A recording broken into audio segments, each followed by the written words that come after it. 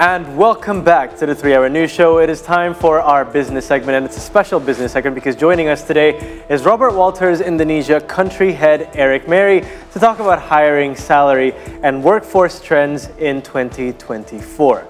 Now, Robert Walters had released a report on navigating the job market in 2024 that stated how over 80% of professionals in Indonesia are eyeing new jobs this year. Eric, welcome to the studio. Thank you so much for joining us on the 3-Hour News Show. Perhaps let's jump right into our conversation about hiring, salary, and workforce trends this year. Now, as we know, for a couple of years now, there have been some employee layoffs in different startups such as GoTo as well as Shopee in Southeast Asia. Now, meanwhile, this year in 2024, there is, as your report says, an 82% surge in professionals seeking new opportunities. Now, how does that align with this recent employee layoff crisis? So, first of all, thanks a lot for having me. Maybe just to put a bit of context on the data that we're going to share today. Okay. We are covering mid to senior level position for any industries. So all the data that we are going to have are not data for blue collar. Okay. Right. I think it's very important to precise. 82% of professionals saying, hey, I might look for a new job. Actually, that's nothing really surprising. I'm going to tell you why.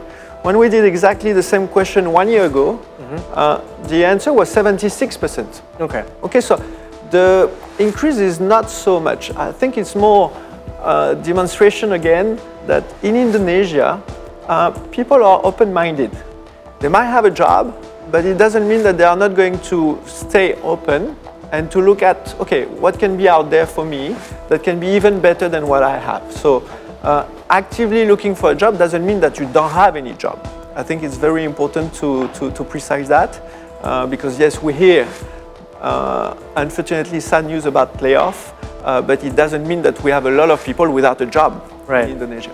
So what does this have to do with the recent employee layoff crisis, which occurred a couple of years? That's been occurring for over a couple of years. Yeah, so when we look at the layoff, first of all, which industries are concerned by the layoff? I think there are more industries that are not laying off than industries that are laying off. The recent news you were talking about Shopee, for example, that's true that in the tech ecosystem, tech/e-commerce, it's been a challenging time. And we have been talking about a winter period for a while now. We are still there, and the reality is that this business needs to demonstrate that they can be profitable. They are extremely cost-conscious, so this is why they are very, very careful in their human labor strategy, I would say. Okay. But that's for tech and e-commerce. That's true as well that there were a few layoffs for the FMCG industry. I think last year, a lot of people have been eventually impacted by the inflation. Right. Okay, so what does it mean? It means that unfortunately you have a bit of a decrease of your purchasing power. So you need to be a bit more careful on where you spend the money. Okay, so it had an impact as well on a few FMCG companies who had to lay off. But eventually it's not all of them. And in Indonesia, there are still other industries that are doing well. Okay. Right, I see. Let's move on to our next question. So, as you mentioned earlier about cost consciousness. You know, how do employers justify expressing readiness for salary increases, for example, as mentioned in the report that you provided, while simultaneously laying off their employees? Yeah, let's look at the big picture here, I think. The unemployment rate in Indonesia is decreasing. Right. So what does it mean? It means that there are more and more people who have a job than people who don't have a job. So I want to highlight that because, again, if we focus only on the news of the layoff of certain industries, we don't look at the bright side, right, which is a lot of other companies are doing well, a lot of other companies are hiring. So when we go to the layoff, should there be some salary increase? Yes, and eventually we need to consider two cases. Even a company who is laying off, okay, the layoff doesn't concern systematically all the departments. Right. Okay, so let's consider the department who are not concerned by the layoff.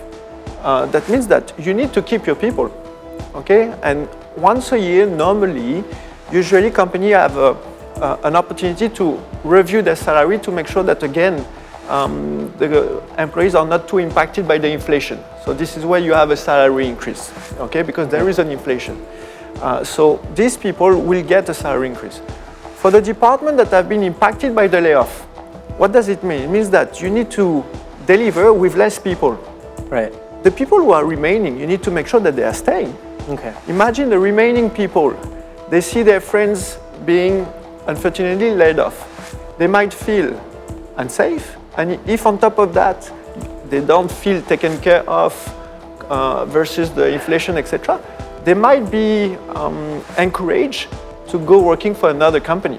So it's a tool for retention, the salary increase. I see, okay. So let's go back to our first question earlier when I mentioned how there was an 82% surge in professionals seeking new opportunities. Now you're saying that this doesn't actually align with the recent employee layoff crisis, that it's actually just a part of business as usual, correct? Yeah. That's been going on over the last 2 years. You said last year was 76%. Absolutely. Now let's take into account, the fact that COVID might have skewed some of the numbers from the previous years, but does that align with business as usual terms and times as well before COVID? Yeah, look, when we go back to this, we are looking for a new job. Again, it doesn't mean you don't have any job, okay? So it's more about understanding why people are open, okay? And the reality is that the first reason for people to consider moving to another company is career progression. Actually, 50% of the people who are saying, I might look for a new job, it's just because they want to have a career progression. Right. And this is not always related, is there a layoff or not? It's just people want to grow. Right. And this is business as usual, I would say. Indeed. You mentioned people want to grow. Yeah. Right? And, there are people, of course, that, let's say, for example, have just graduated in a specific type of, or with a specific type of degree, which in some cases might be facing threats from artificial intelligence. Now, are there any dangers and threats that could arise from perhaps 40% of employers considering AI integration specifically for administrative functions? And how can these risks, and how are these risks being mitigated? Yeah, I think that's a very important topic. Indeed, artificial intelligence is coming. A lot of companies are taking into consideration this fact. Right. The reality is that it's going to help the business most of the time, but there might be some risk. What are the risks? First of all, some job displacement. Indeed, for some tasks that are recurrent, routine, it might be replaced. What does it mean? It means that we will have some people who used to do that who will have to do something else. So this is why companies are also extremely focused to reskill some of the current workforce, because these people can do something else.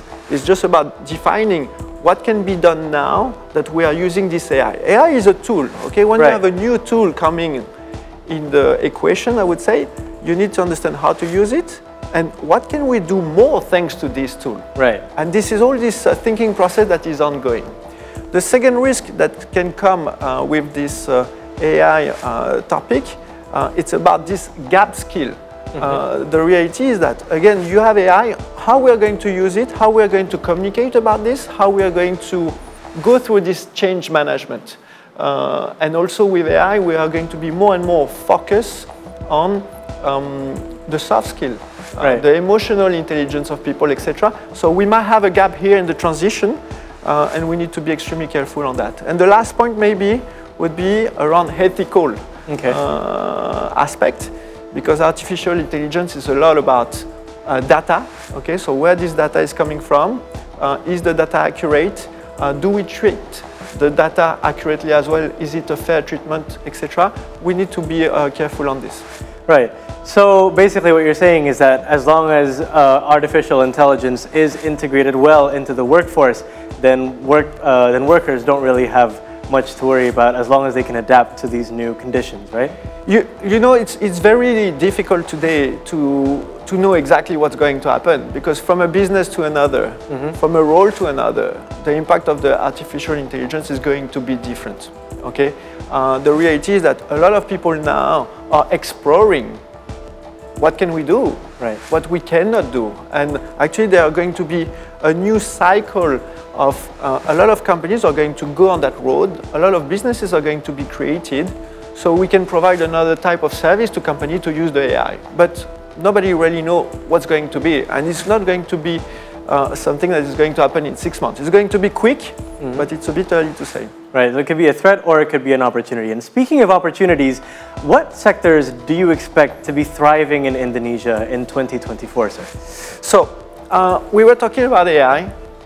It will be one of them. Okay. The reality is that if you look, this is where the money is invested now. The classic tech ecosystem, e-commerce, etc., they are in the phase where they need to demonstrate the profitability, where AI, we are at the new beginning of the cycle. Okay, so there will be a lot of investment there to push, to try, to explore, to see, again, what can be relevant, what cannot be relevant. So anything related to AI, to machine learning will be in high demand. Cybersecurity is extremely important.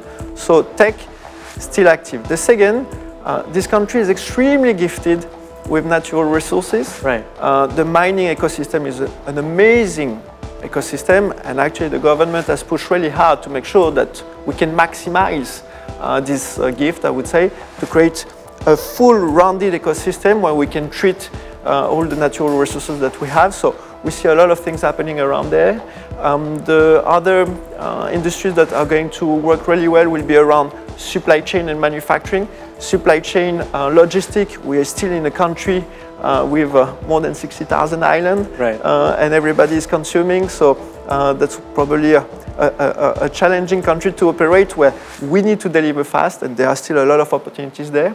And maybe the last one to pay attention is still banking and financial services, and also fintech. We are all using more and more all the financial services on the app, etc., and there are still a lot to do.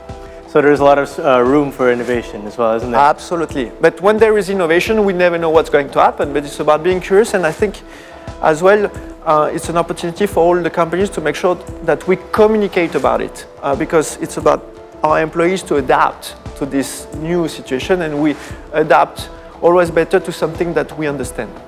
Brilliant. Eric, thank you so much for your time and coming over to the studio and talking about this on See Today Business. Very interesting conversations. Thank you for having me. And those were the economics and business updates and interview for this hour. But when we return, Shafir will bring you the latest from the world of sports. So stay tuned on the 3-Hour News Show, only on See Today.